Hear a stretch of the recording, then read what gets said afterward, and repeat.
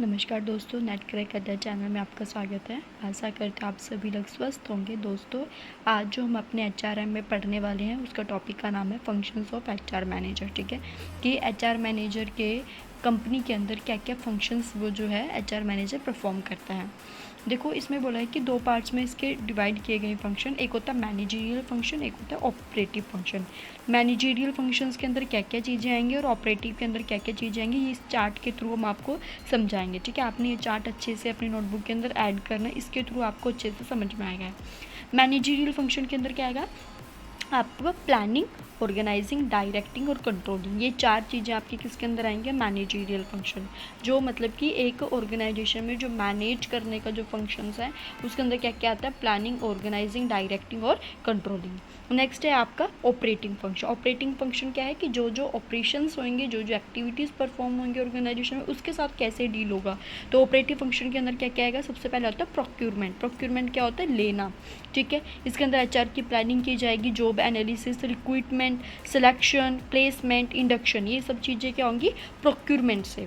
अगला आता है आपका डेवलपमेंट, कि जब आपके पास ऑर्गेनाइजेशन में जब आपके एम्प्लॉयज़ आ जाए, अब उनकी डेवलपमेंट भी होगी। तो डेवलपमेंट में क्या क्या आएगा, डेवलपमेंट कैसे हो सकती है, उनकी ट्रेनिंग, उनके करियर प्लानिंग, ठीक है, succession planning, human resource development strategy, ये सब चीज़ें किसका पार्ट है, डेवलपमेंट का। नेक्स्ट है आपका मोटिवेशन एंड कंपनसेशन, कि आपको अपने एम्प्लॉयज़ को मोटिवेट भी करना है और उनको कंपनसेट भी करना है।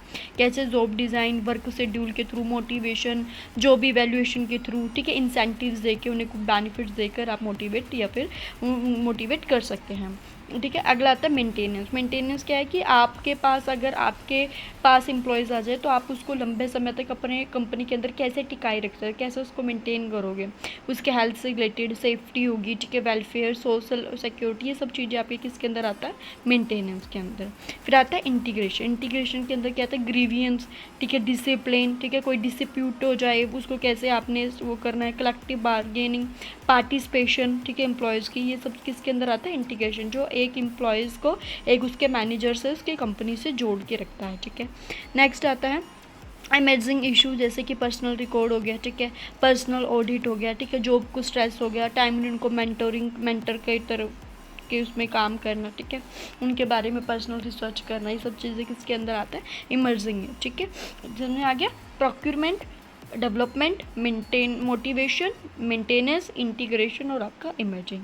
ठीक है, ये सब चीज़ें क्या है, फंक्शंस है। तो इसको धीरे धीरे हम अच्छे से पढ़ेंगे, बहुत ही इंपॉर्टेंट टॉपिक है, तो आपने इसको अच्छे से अपने नोटबुक के अंदर इस चार्ट को बनाना है। ठीक है, देखो, सबसे पहले आपका मैनेजरियल फंक्शन में सबसे पहले था प्लानिंग। प्लानिंग का मतलब क्या होता है, प्लानिंग एक ऐसा प्रोसेस होता है जिसके अंदर हम प्लान करते हैं कि हमें आगे करना क्या है, हमें अपने फ्यूचर में करना क्या है, उसके लिए हम आज से ही प्लान करते हैं। ठीक है, फिर आता है ऑर्गेनाइजिंग। ऑर्गेनाइजिंग के अंदर क्या आता है कि हम चीज़ों को ऑर्गेनाइज करते हैं, ठीक है, कि भी कौन सा पर्सन कौन सा काम करेगा, उस काम को ग्रुप में डिवाइड कर देना, ठीक है, उस एक्टिविटीज़ को क्या कर देते हैं हम, डिफरेंट ग्रुप्स के अंदर डिवाइड कर देते हैं, ठीक है, हम अथॉरिटी दे देते हैं, तो वो चीज़ें क्या कहलाती है, हमारी ऑर्गेनाइजिंग।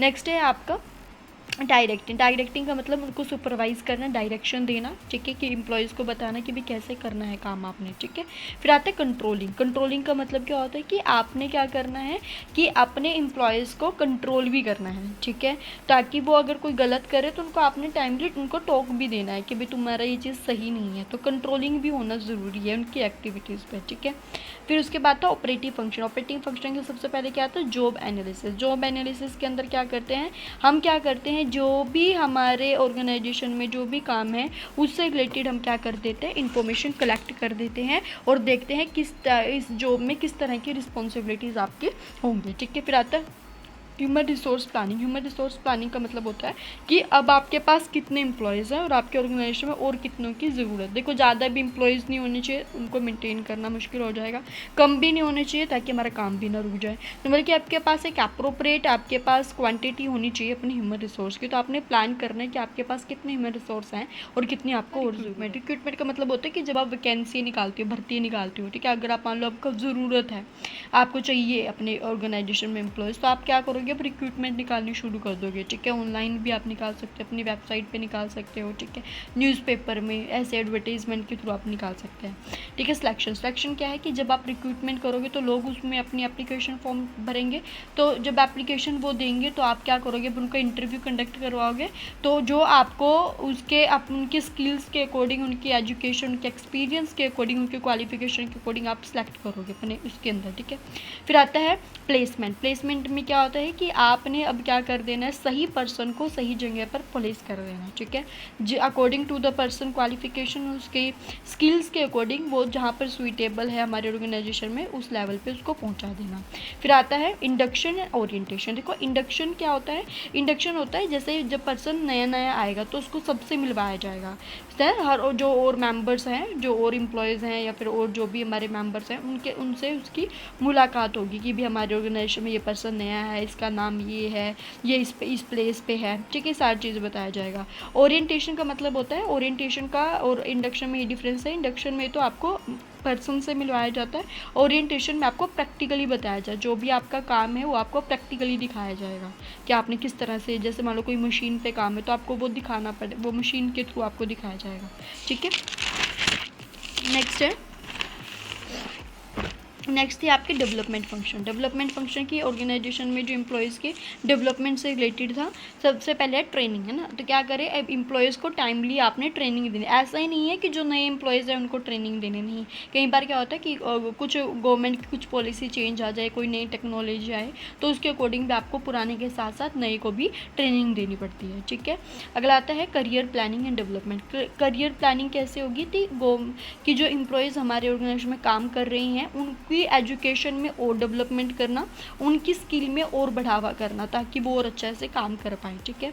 नेक्स्ट है सक्सेशन प्लानिंग। देखो सक्सेशन प्लानिंग होता है कि हर एक ऑर्गेनाइजेशन में एक ऐसा की लेवल होता है या फिर ऐसी की पोजीशन होती है कि अगर वो पर्सन चला गया वहाँ से कल को, तो फिर वहाँ पे कौन बैठेगा। तो बल्कि वो एक ऐसा लेवल है जहाँ से आपका मतलब कि एक बहुत ही इंपॉर्टेंट लेवल है ऑर्गेनाइजेशन में। मान लो कोई ए पर्सन बैठा है, ठीक है, तो कल को अगर ए पर्सन वहाँ से हट जाए या फिर वो रिटायर हो जाए तो उसकी जगह पर उसके लिए कौन सा सुइटेबल है उस पोजीशन के लिए, ठीक है। वो होता है सक्सेशन प्लान, उसको आइडेंटिफाई करना पड़ता है, ठीक है।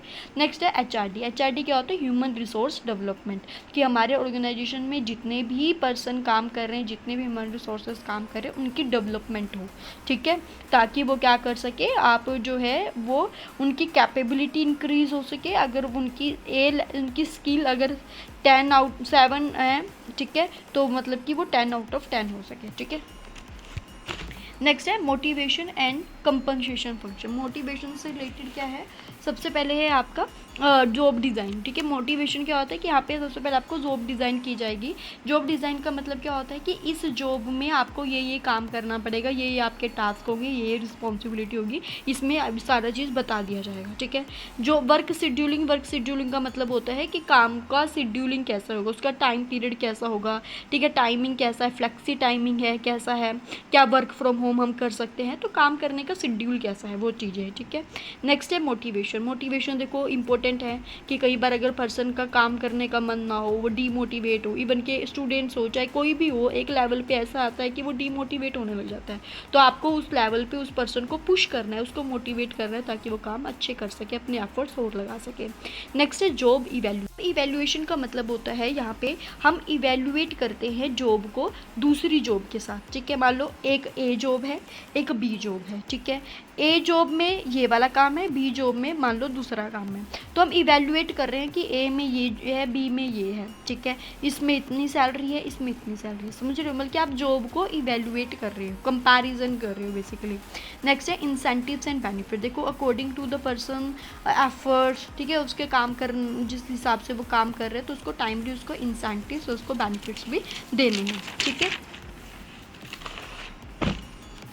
नेक्स्ट है मेंटेनेंस फंक्शन के अंदर क्या है कि सबसे पहला है हेल्थ एंड सेफ्टी। देखो अगर हमारी कंपनी में अगर कोई पर्सन काम कर रहा है तो उसकी हेल्थी हो वो, है ना, उसका काम अच्छा तभी होगा जब पर्सन हेल्थी होगा, है ना। तो मतलब कि हेल्थी हो और उसकी सेफ्टी भी हो, वो काम करने आए तो वो सेफ़ हो वहाँ पे, ठीक है, कोई उसको ऐसे ना हो कि भी कुछ उसको बीच में कोई प्रॉब्लम हो वहाँ पे काम करने में उसको सेफ्टी भी हो। नेक्स्ट है एम्प्लॉय वेलफेयर, कि आपने क्या करना है, अपने एम्प्लॉय के लिए वेलफेयरिंग भी करनी है, जैसे कि उनको काफ़ी सारी सर्विसेज प्रोवाइड करवानी है, ठीक है।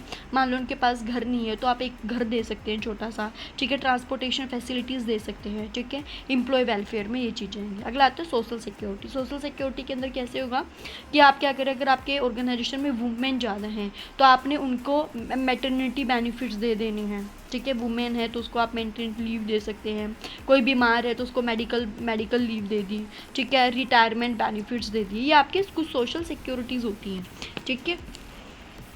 नेक्स्ट है आपका इंटीग्रेशन फंक्शन। इंटीग्रेशन फंक्शन के अंदर सबसे पहले है ग्रीवियंस रिड्रेसल। ग्रीवियंस रिड्रेसल क्या होता है? रिड्रेसल क्या होता है कि अगर मान लो ऑर्गेनाइजेशन में कुछ लड़ाई झगड़ा हो जाए एम्प्लॉयज़ के साथ, ठीक है, तो आपके पास एक पूरा रिकॉर्ड होना चाहिए, है ना, क्या कि उसकी कितनी वेजेस थी, कैसे वो काम किया करता था, उसका पूरा रिकॉर्ड हो, ताकि आप एम्प्लॉयर या फिर एम्प्लॉयज़ के अकॉर्डिंग अपना जो है वो रख सकते हैं, वहाँ पे प्रूफ रख सकते हैं कोर्ट के अंदर, ठीक है। नेक्स्ट है डिसिप्लिन। डिसिप्लिन होना देखो बहुत ज़्यादा ज़रूरी है ना, चाहे आप एज अ स्टूडेंट हो, एज अ टीचर हो, हाउस वाइफ हो, ठीक है, कुछ भी हो, बल्कि वहाँ पे डिसिप्लिन होना ज़रूरी है। जो रूल्स हैं, जो रेगुलेशन है, आपको उनको प्रॉपर फॉलो करना चाहिए, ठीक है। नेक्स्ट है कलेक्टिव बार्गेनिंग। कलेक्टिव बार्गेनिंग का मतलब होता है, मान लो ऑर्गेनाइजेशन ने सैलरी नहीं बढ़ाई 5 साल से, ठीक है, तो अब क्या हुआ, सारे जो वर्कर थे वो सारे धरने पे बैठ गए, ठीक है, सारे हड़ताल लेके बैठ गए कि भी हम नहीं करेंगे अब काम, ठीक है। तो वहाँ पे क्या होता है, इकट्ठे वो जब सारे वर्कर जो है किसी भी चीज़ को लेकर, सैलरी को लेकर, या कोई भी चीज़ हो सकता है, उससे रिलेटेड वो बार्गेनिंग करनी शुरू कर देते हैं, सब मिल जाते हैं, ठीक है। तो उस टाइम पे आपको कैसे डील करना है, ठीक है। नेक्स्ट है एम्प्लॉय पार्टिसिपेशन इन एम्पावरमेंट। बल्कि इन्होंने बोला है कि एम्प्लॉय की पार्टिसिपेशन होनी चाहिए। देखिए मान लो हमें अगर ऑर्गेनाइजेशन में कोई डिसीजन लेना है तो हम अपने एम्प्लॉयज़ से भी उनकी सलाह ले सकते हैं, उनके भी पार्टिसिपेट करवा सकते हैं डिसीजन मेकिंग के अंदर, ठीक है।